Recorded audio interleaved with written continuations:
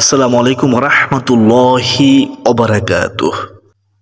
বেহেশতের পথে সুপ্রদর্শক, আজকের ভিডিওতে আলোচনা করব এমন ফজিলতপূর্ণ 10টি আমল নিয়ে, যে 10টি আমল নবীজি ফরজ নামাজের পর সব সময় পড়তেন, সব সময় করতেন।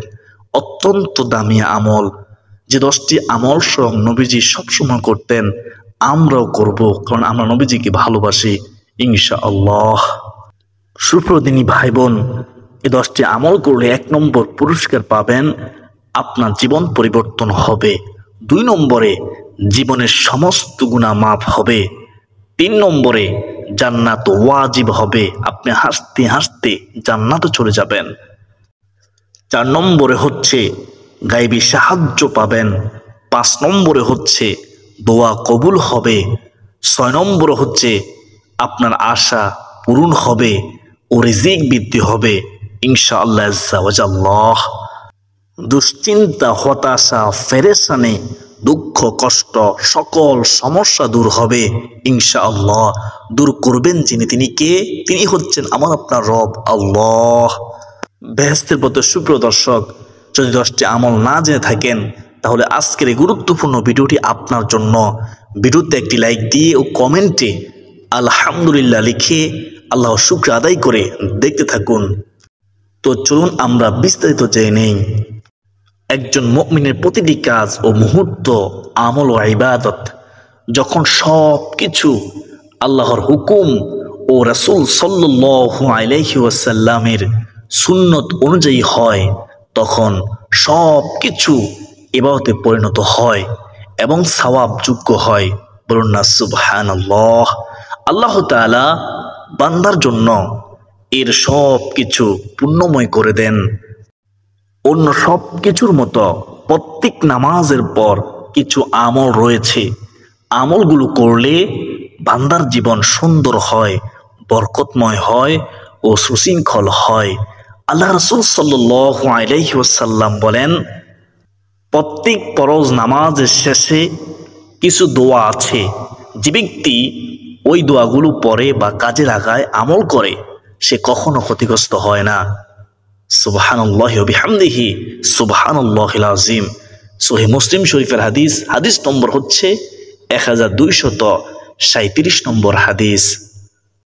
প্রিয় মুসলমান ভাই বোনেরা, ফরজ সালাতের পর রাসূল সাল্লাল্লাহু আলাইহি ওয়াসাল্লাম বিভিন্ন দোয়া ও আমল করতেন।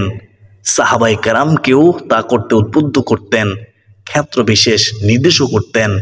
বিশুদ্ধভাবে বর্ণিত এমন 10টি আমল নিয়ে আজকে গুরুত্বপূর্ণ আলোচনা ইনশাআল্লাহ। 10টি আমলের মধ্যে 1 নম্বর আমলটি হচ্ছে প্রত্যেক ফরজ নামাজের সালাম ফেরানোর পরে কিছুটা সশব্দে একবার আল্লাহু আকবার বলা। একবার কি বলা? আল্লাহু আকবার বলা।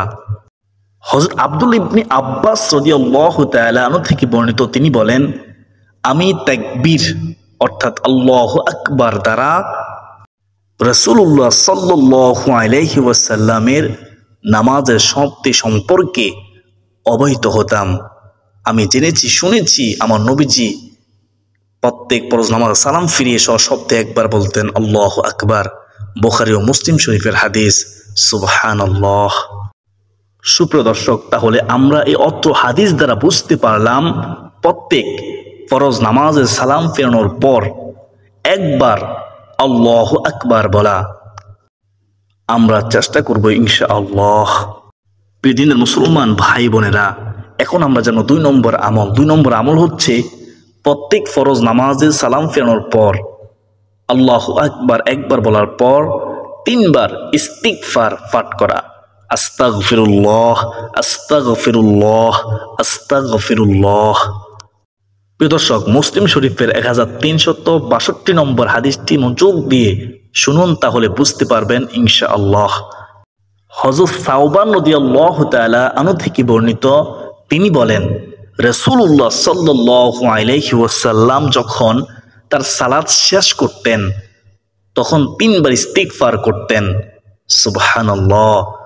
রাসূলুল্লাহ সাল্লাল্লাহু আলাইহি ওয়াসাল্লাম 3 বার আস্তাগফিরুল্লাহ, আস্তাগফিরুল্লাহ, আস্তাগফিরুল্লাহ পড়তেন। বেহেশতে পথে সুপ্রিয় দর্শক, তাহলে আমরা এই অত্র হাদিস দ্বারা বুঝতে পারলাম প্রত্যেক ফরজ নামাজে সালাম ফিরিয়ে 2 নম্বরে আস্তাগফিরুল্লাহ আস্তাগফিরুল্লাহ আস্তাগফিরুল্লাহ 3 বার পড়া। 1 নম্বর জানলাম কি সশব্দে একবার আল্লাহু আকবার বলা, 2 নম্বর জানলাম কি 2 নম্বর হচ্ছে ইস্তিগফার আস্তাগফিরুল্লাহ 3 বার পাঠ করা। আমরা কি পাঠ করি? আমরা শুধুমাত্র লা ইলাহা ইল্লাল্লাহ পাঠ করি, অথচ হাদিসের মধ্যে এটি নেই। সহিহ বুখারী শরীফে বর্ণিত হাদিসের মধ্যে এই দুটি আমল রয়েছে, আমরা অবশ্যই করার চেষ্টা করব ইনশাআল্লাহ। আপনি যদি আল্লাহু আকবার একবার বলেন, আস্তাগফিরুল্লাহ 3 বার বলেন, তারপর লা ইলাহা ইল্লাল্লাহ মুহাম্মাদুর রাসূলুল্লাহ বলেন, তাহলে তো কোনো ক্ষতি নেই, আপনি এভাবে পড়তে পারেন। আশা করি বুঝতে পেরেছেন।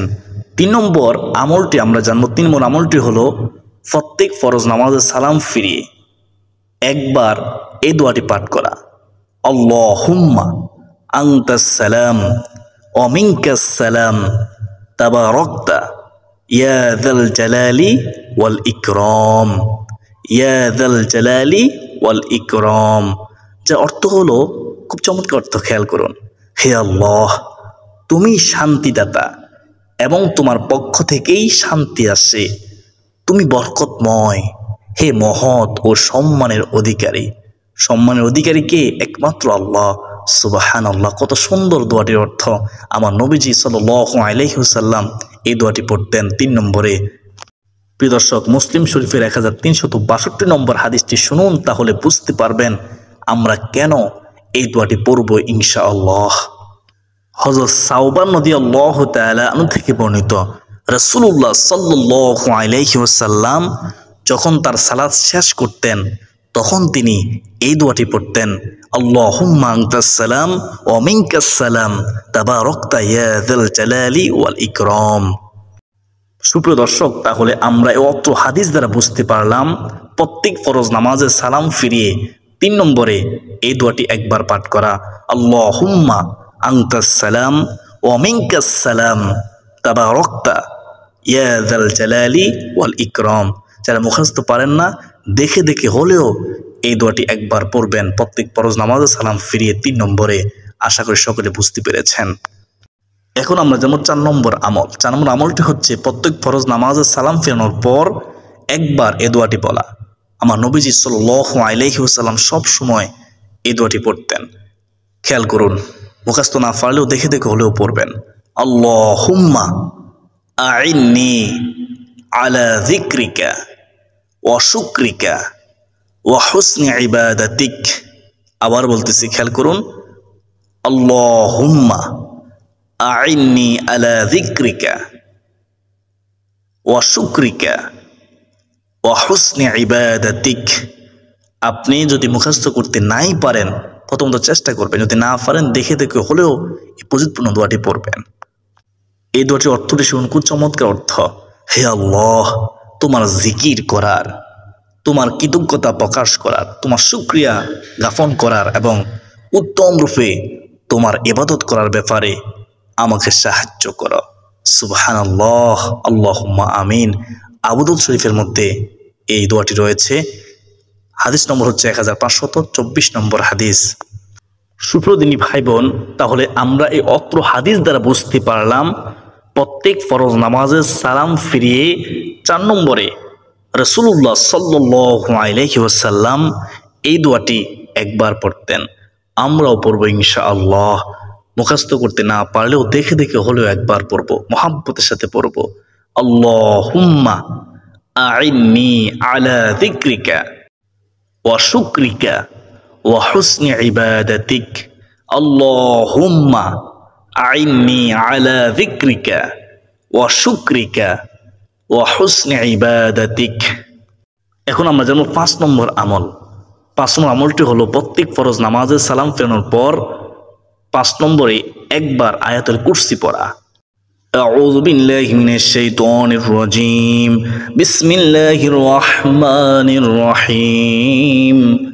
আল্লাহু লা ইলাহা ইল্লা হুয়াল হাইয়ুল কাইয়্যুম লা তা'খুযুহু সিনাতুন ওয়া লা নাওম লাহু মা ফিস সামাওয়াতি ওয়া মা ফিল আরদ মান যাল্লাযী ইয়াশফা'ু 'ইনদাহু ইল্লা বিইযনিহি ইয়ালামু মা বাইনা আইদিহিম ওয়া মা খালফাহুম ওয়া লা ইউহিতুনা বিশাইইন মিন ইলমিহি ইল্লা বিমা শাআ ওয়াসি'a কুরসিয়্যুহু আস-সামাওয়াতি ওয়াল আরদ ওয়া লা ইয়াউদুহু হিফযুহুমা ওয়া হুয়াল আলিয়্যুল আযীম।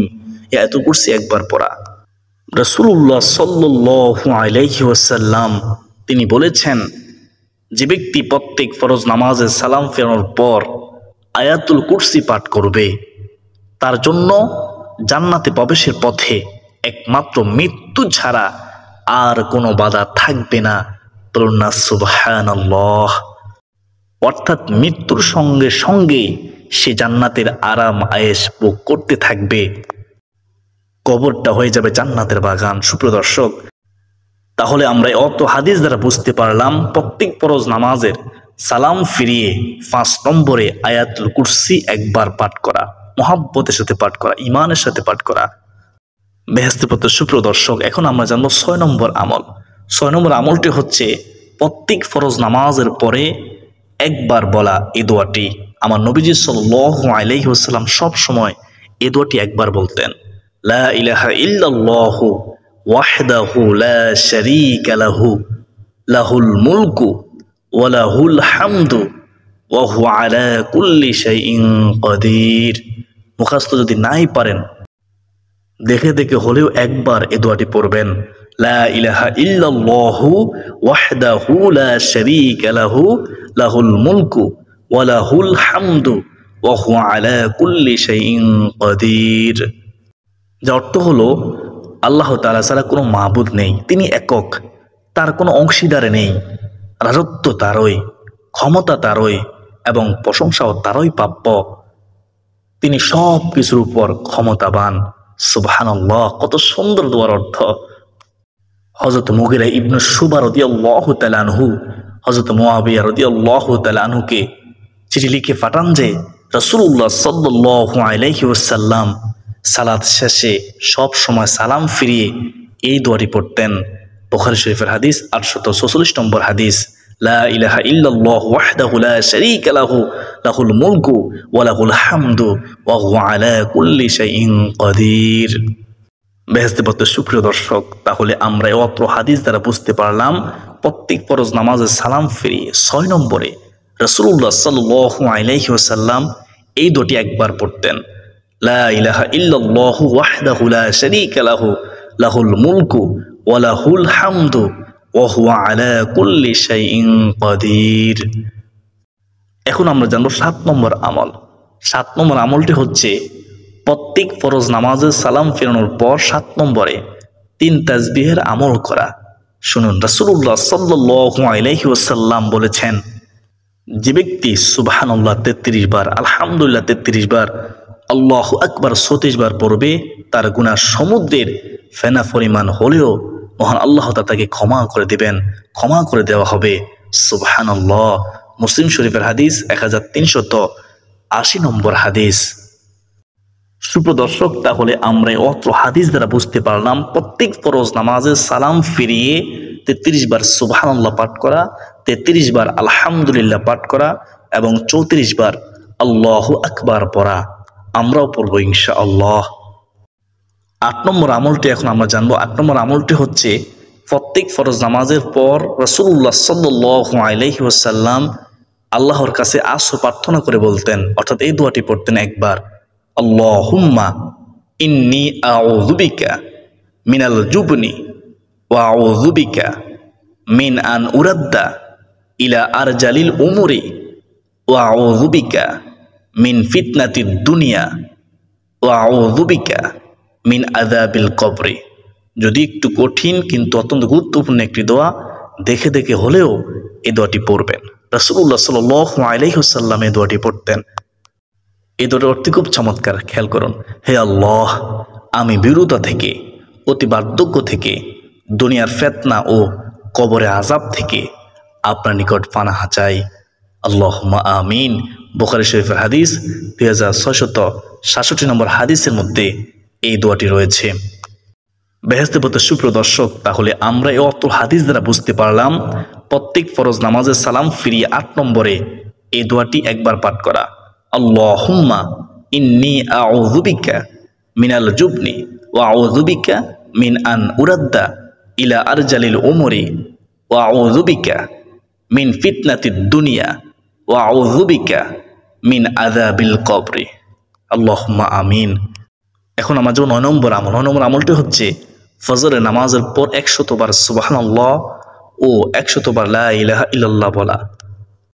রাসূলুল্লাহ সাল্লাল্লাহু আলাইহি ওয়াসাল্লাম বলেন, যে ব্যক্তি ফজরের নামাজের পরে 100 বার সুবহানাল্লাহ ও 100 বার লা ইলাহা ইল্লাল্লাহ পড়বে, তার পিছনে সব গুনাহ মাফ করে দেওয়া হবে, যদিও তার গুনাহ সমুদ্রের ফেনা পরিমাণও হয়ে থাকে। সুবহানাল্লাহ সুবহানাল্লাহ। তো প্রিয় দর্শক, এখন আমরা জানবো 10 নম্বর আমল। বেহেশতের পথে সুপ্রিয় দর্শক, শুনুন মনোযোগ দিয়ে। প্রত্যেক ফরজ নামাজের পর 3 বার এই দোয়াটি পাঠ করা। আল্লাহুম্মা ইন্নী আউযু বিকা মিনাল কুফরি ওয়াল ফাকরি ওয়া আউযু বিকা মিন আযাবিল কবরি লা ইলাহা ইল্লা আনতা। যদি আপনি মুখস্থ নাই পারেন, দেখে দেখে হলেও এই দোয়াটি 3 বার পাঠ করবেন। অত্যন্ত গুরুত্বপূর্ণ দোয়া, আমার নবীজি সবসময় পড়তেন। যার অর্থ হলো, হে আল্লাহ, আমি তোমার আশ্রয় প্রার্থনা করছি কুফরি ও দারিদ্র থেকে, এবং আশ্রয় প্রার্থনা করছি কবরের আযাব থেকে। তুমি ছাড়া ইবাদত যোগ্য কোনো ইলাহ নেই, উপাস্য নেই। সুবহানাল্লাহ। নাসাই শরীফের হাদিস 1347 নম্বর হাদিসের মধ্যে এই দোয়াটি রয়েছে। বেহেশতের পথে সুপ্রিয় দর্শক, তাহলে আমরা এই অত হাদিস দ্বারা বুঝতে পারলাম প্রত্যেক ফরজ নামাজে সালাম ফিরিয়ে 10 নম্বরে রাসূলুল্লাহ সাল্লাল্লাহু আলাইহি ওয়াসাল্লাম এই দোয়াটি 3 বার পড়তেন। আল্লাহুম্মা ইন্নী আউযু বিকা মিনাল কুফরি ওয়াল ফাকরি ওয়া আউযু বিকা মিন আযাবিল কবরি লা ইলাহা ইল্লা আনতা। আমরাও পড়ব ইনশাআল্লাহ, মুখস্থ না পড়লে দেখে দেখে হলেও পড়ব। সুপ্রিয় দর্শক, আশা করি সকলে বুঝতে পেরেছেন। আলহামদুলিল্লাহ, আল্লাহ তাআলা আমাদের সকলকে সহি শুদ্ধভাবে এই ফজিলতপূর্ণ প্রত্যেক ফরজ নামাজের পর 10টি আমল করার তৌফিক দান করুন। সকলে কমেন্টে লিখি আমিন। বেহেশতের পথে সুপ্রিয় দর্শক, আমি আশা করি যেহেতু আজকের ভিডিওটি অনেক গুরুত্বপূর্ণ ছিল, তাই ভিডিওটি অবশ্যই শেয়ার করে দিবেন ইনশাআল্লাহ। আজকের দিন পর্যন্ত সকলে সুস্বাস্থ্য কামনা করে বিদায় নিচ্ছি। ওয়া মা আলাইনা ইল্লাল বালাগ। আসসালামু আলাইকুম ওয়া রাহমাতুল্লাহি ওয়া বারাকাতুহু।